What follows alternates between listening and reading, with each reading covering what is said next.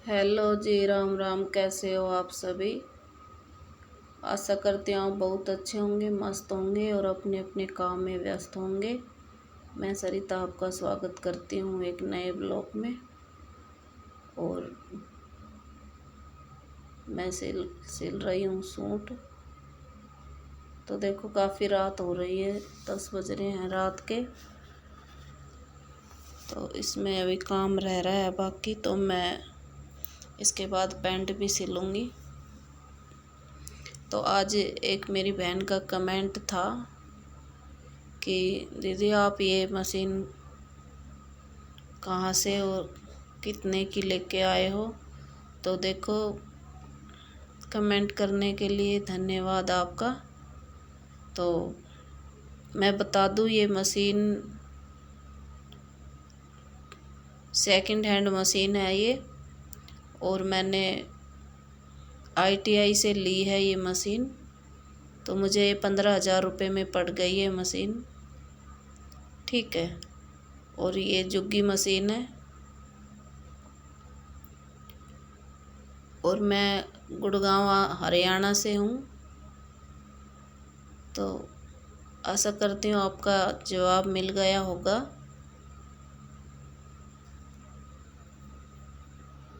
अगर आप मेरी वीडियो में नए हो तो प्लीज़ आपसे छोटी सी रिक्वेस्ट है, मेरे वीडियो को सब्सक्राइब ज़रूर करना और लाइक करना, ठीक है। तो कुछ जो हम घर में बुटीक खोलते हैं उसके कुछ नुकसान भी होते हैं और कुछ फ़ायदे भी होते हैं। तो आज हम उस बारे में बात करेंगे। जो भी मेरी बहन परेशान है, दुखी है और वो सोच रही है बुटीक खोलने का, तो ये वीडियो उनके लिए है। देखो, नुकसान तो बस एक ही है कि देखो हमें ना घर में रहते हैं तो हमें आलस ज़्यादा आता है, क्योंकि देखो हमें घर में ही पता है हमें क्या होता है कि देखो घर में ही रहना है, कर लेंगे, नहीं घर में ही तो हैं कर लेंगे। तो ऐसे होता है हमारे साथ। तो नुकसान तो एक यही है हमारे साथ, और बाकी तो सब फायदे हैं। तो प्लीज़ आप गलत मत समझना, ये आलस भी हमारी तरफ से ही आता है, तो हम इसको दूर कर सकते हैं। और घर में बुटीक खोलना कोई बुरी बात नहीं है। हाँ, वो है जो हम बाहर बुटीक खोलते हैं तो देखो वहाँ हमें टाइम से जाना होता है और टाइम से ही आना होता है। तो उसमें हमें आलस की कोई ज़रूरत नहीं होती, उसमें कोई गुंजाइश नहीं होती है कि देखो हमें तो उस टाइम पे जाना है और इस टाइम हमें घर पहुंचना है, ठीक है। तो वहाँ आलस हमें नहीं आएगा। और घर में ऐसा होता है कि देखो हम कर ही जाते हैं, कितना भी ना करते हैं कि नहीं हमें आलस नहीं करना है, फिर भी हमें आ ही जाता है कि नहीं घर में ही तो हैं, फिर कर लेंगे, घर में ही तो हैं कर लेंगे। तो देखो ऐसे करके ना तो आलस आ ही जाता है। बस ये हमारे इसी चीज़ का बस मैं आपसे बोल रही हूँ, यही नुकसान है, बाकी तो सब फायदे हैं, ठीक है। और जो भी मेरी बहन सोच रही है तो वो ज़रूर खोले, क्योंकि देखो सिलाई एक बहुत बड़ी मार्केट है। अगर आपको बुटीक खोलना है तो ज़रूर खोले।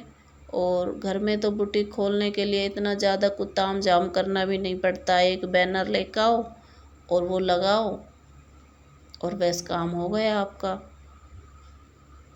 और कस्टमर धीरे धीरे जैसे आपके बढ़ते जाए, आप प्यार से बात करना उनसे।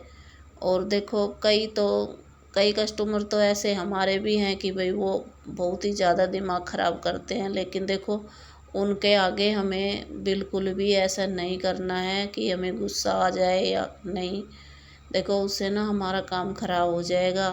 गुस्सा तो हमें आता है, हमें भी पता है, आपको भी पता है, अगर आप सिलाई करते हो तो उस पर हमें कंट्रोल करना है अपने गुस्से पे।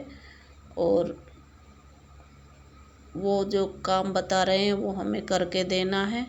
और सबसे मेन है इसमें फिटिंग।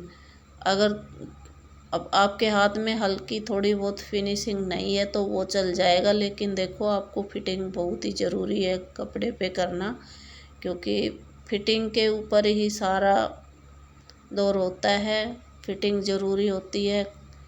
तो आप फिटिंग पर ज़्यादा ही ध्यान देना है आपको।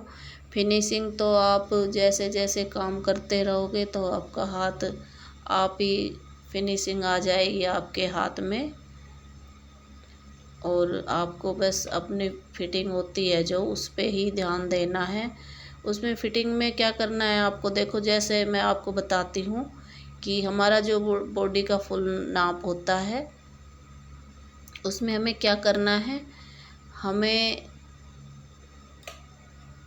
1.5 इंच प्लस करना है। देखो जैसे हमारी चेस्ट है 32 इंच, ठीक है, तो हमें 33.5 इंच लेना है वो, और उसका चौथाई 33.5 इंच का चौथाई भाग पे हमने चेस्ट का निशान लगाना है। ऐसे ही जो भी हमारा नाप होता है, 36 है किसी का, 37 है, कोई भी नाप हो उसमें 1.5 इंच ही प्लस करना है आपको।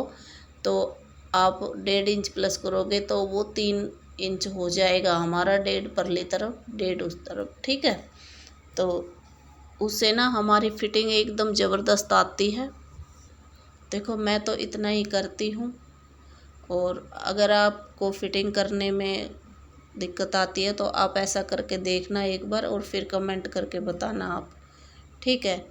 तो देखो मैं तो ऐसे ही फिटिंग करती हूँ और मेरे कस्टमर बहुत खुश रहते हैं। मेरे पास काम भी बहुत ही ज़्यादा आता है। ये मशीन तो मैं 6 महीना से लेके आई हूँ, लेकिन मेरे पास छोटी मशीन भी है, वो मेरी पहले मशीन थी। तो देखो उसे मैं किसी को देना भी नहीं चाहती हूँ, क्योंकि देखो एक लगाव हो रहा है उस मशीन से, इसलिए।